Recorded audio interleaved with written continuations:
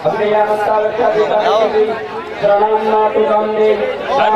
આવી ગયા બધા નાનાનું ખેલયા દેતા સુમ્યાનમ સુન્દસાખી ઇત્યાપરસંવાસી દેશમ દુર્ગા પ્રતિષ્ઠિતા તામ દુર્ગા દુર્ગા દેવી દુરાતારધાતુ નમામ ભરભિતોહમ સંસારવતારી ઇદમ અસર્વશેષમ યોજયતિ સર્વશ્રેષ્ઠમ ફલમાપ્નોતિ इदम अथर्वशीर्षवन्तायोचा सावेति पतलक्षं पदं वाति दोषादिनविद्यते ततमक्षोत्तम शास्त्रश्चर्यादिति स्मृतदशां पठेयस्तु यज्ञपाते ब्रह्मचरे महागुरुरान्तर्ति महादेव्या प्रसादतः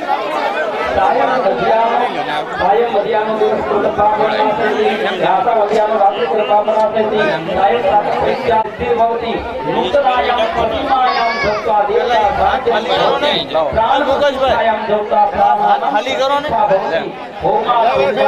आप बच जाओ તમે આ બધું ખાલી કરો ને ખોટી ખોટી જાવ દે इति देव्या सर्वसे सम्मान આવી જાય પાણી લે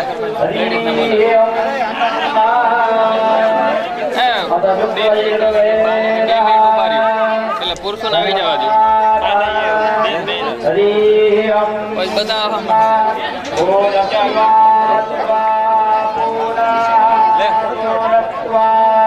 રાજુ પેલું ને તપેલું છે ને આગળ લઈ લે તો જગ્યા થઈ જાય આગળ લઈ લો બધા વિજયભાઈ તપેલું છે આગળ લઈ લો ને આપણી આગળથી ભરશે લે લે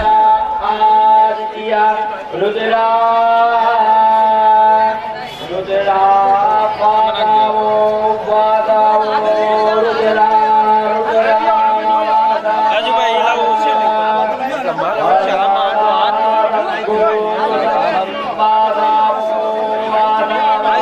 લોટી લઈને સીધા લઈને આપી દેજો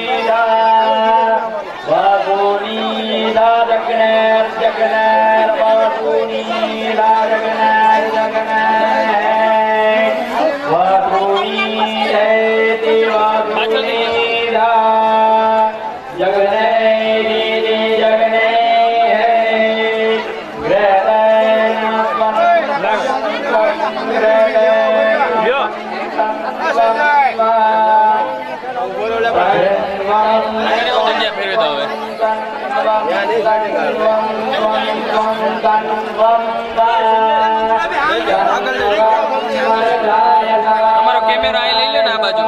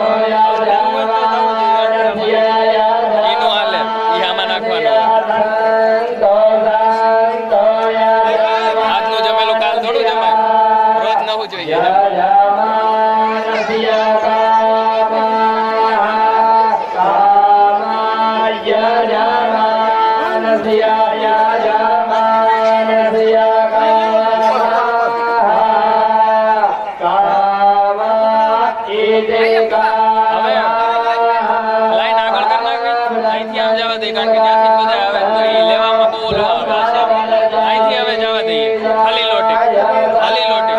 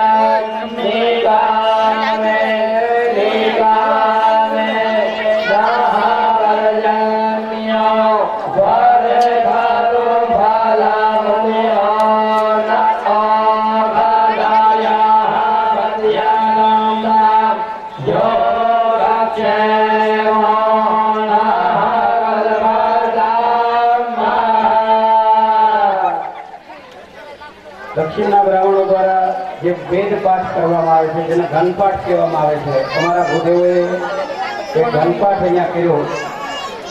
એ ભણવા માટે ઓછામાં ઓછા 2 વર્ષ સુધી મહેનત કરવી પડે એક જ ઘનપાઠ ભણવા માટે.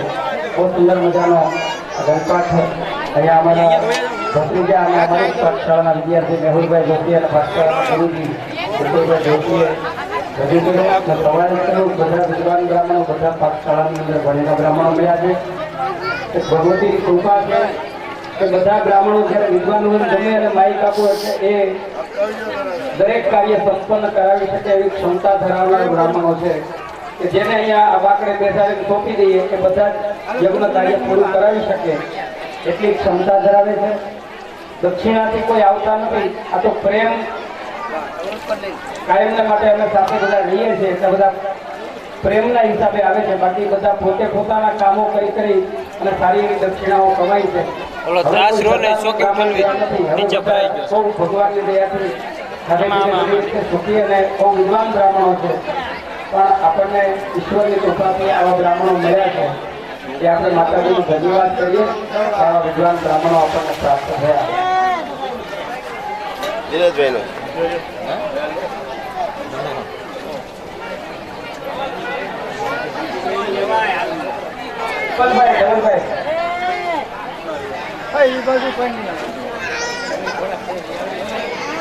રમેશભાઈ ઓઝાની પાઠશાળાના વિદ્યાર્થી અમારે ધવલભાઈ શાસ્ત્રી ગાવડકાવાળા એ આપણને થોડું પોતાનું વક્તવ્ય સંસ્કૃતમાં આપીને સંભળાવશે. શાંતિભાઈ પૂજ્ય ભાઈશ્રી રમેશભાઈ ઓઝાની પાઠશાળાના વિદ્યાર્થી છે.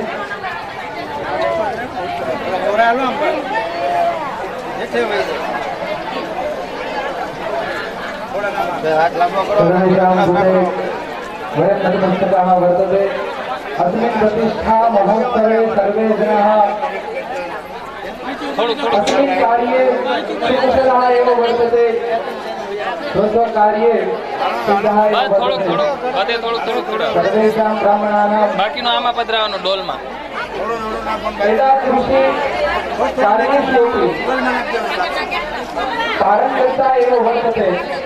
अतः अस्मिन् कार्ये अस्माकं कृते भगवत्याः सर्वप्रकारेण आशीर्वादाः वर्तन्ते एव. अस्मिन् दिने वयं तु भाग्यशालिनः वर्तते. अस्य दिवसस्य राज्ञां कृते अपि आवश्यकता एव वर्तते. कारणं वर्तते भगवत्याः आशीर्वादेन एव सर्वाणि कार्याणि सिद्धानि भवन्ति. देव्याः आशीर्वाद रूपेण सर्वेषामपि कार्यार्थसिद्धये आशीर्वाद आवश्यकता वर्तते. अतः अस्य दिवसस्य महत्त्वम् अतीव वर्तते. शास्त्रेष्वपि कथितमेव वर्तते भारतस्य प्रतिष्ठेत्वे संस्कृतं संस्कृतिस्तथा. वयं तु ब्राह्मणाः संस्कृतिं जानन्ति तथा च भवतां कृते भवतां पार्श्वे संस्कृत्याः रक्षणाय एतादृशानि कार्याणि कुर्वन्ति. अतः एव अस्माकं भारतस्य सर्वस्मिन् प्रतिष्ठा वर्तते. अतः एव कथितं भगवत्याः कृतं सर्वं अवशिष्यते. भगवत्याः आशीर्वादेन वयं सन्तुष्टाः सन्तृप्ताः भवन्ति. अतः अस्मिन् कार्ये सर्वे समृद्धाः भूत्वा अस्य कार्यस्य आनन्दम् अनुभवन्ति अस्ति.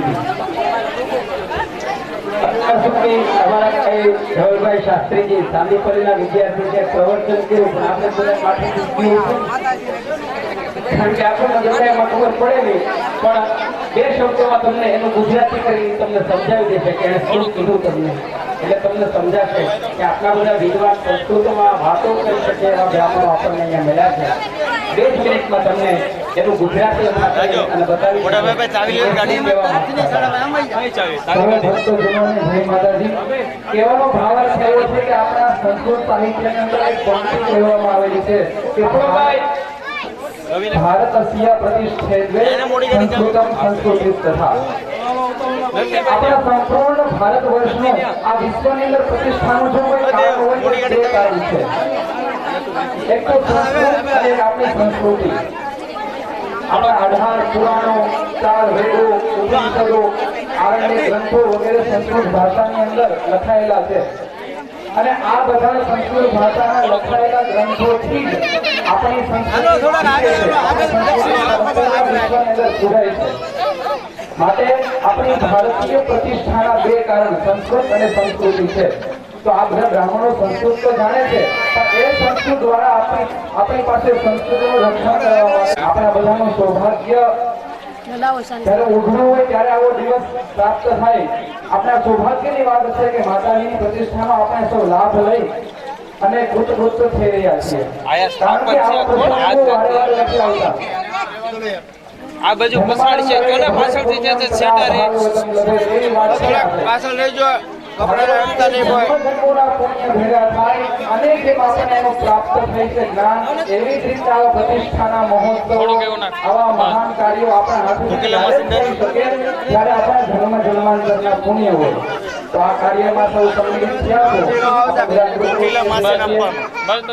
એટલે આ કાર્યને આપણે સારી રીતના આનંદથી પરિપૂર્ણ કરીએ.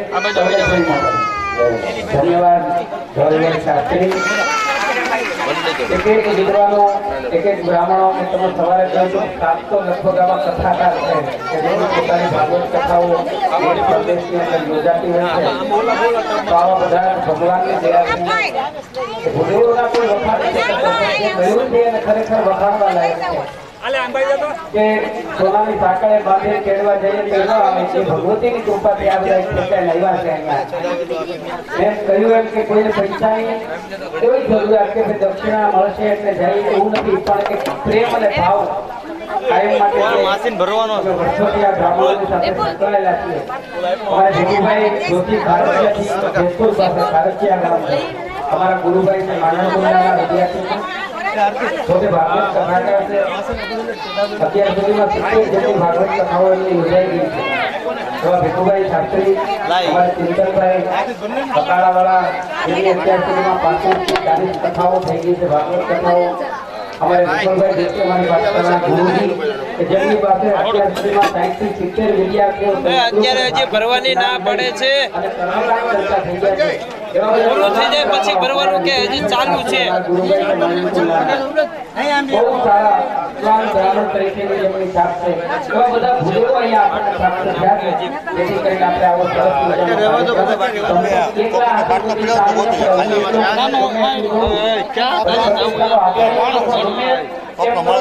નાનું ને ખા કરે આવડે લખવું આવડે મારી ઘરે જાને બાટલા અને પોતપોતાનું કાર્ય કરી શકે. તો આપણે અત્યારે શપથની વિધિ ચાલુ છે. આમથી જા ફરીને જા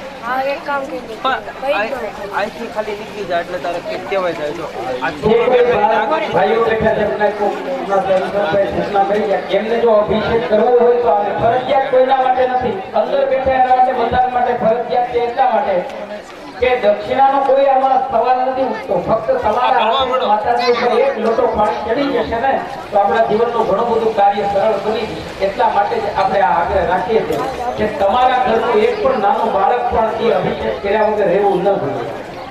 કારણ કે જગદંબા આપણી છે, આપણા મંદિરની અંદર વિરાજમાન થવાની છે, આપણને જ ફળ આપવાની છે. તો જેટલું વધારે એની ઉપર અભિષેક થશે એટલું વધારે આગળ કોક ફરીને હાલતું થાય.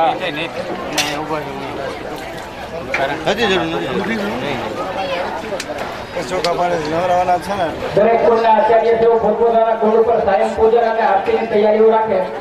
10 મિનિટની અંદર આપણે સાયં પૂજનની આરતી કરવાની. હરિ ઓમ મહા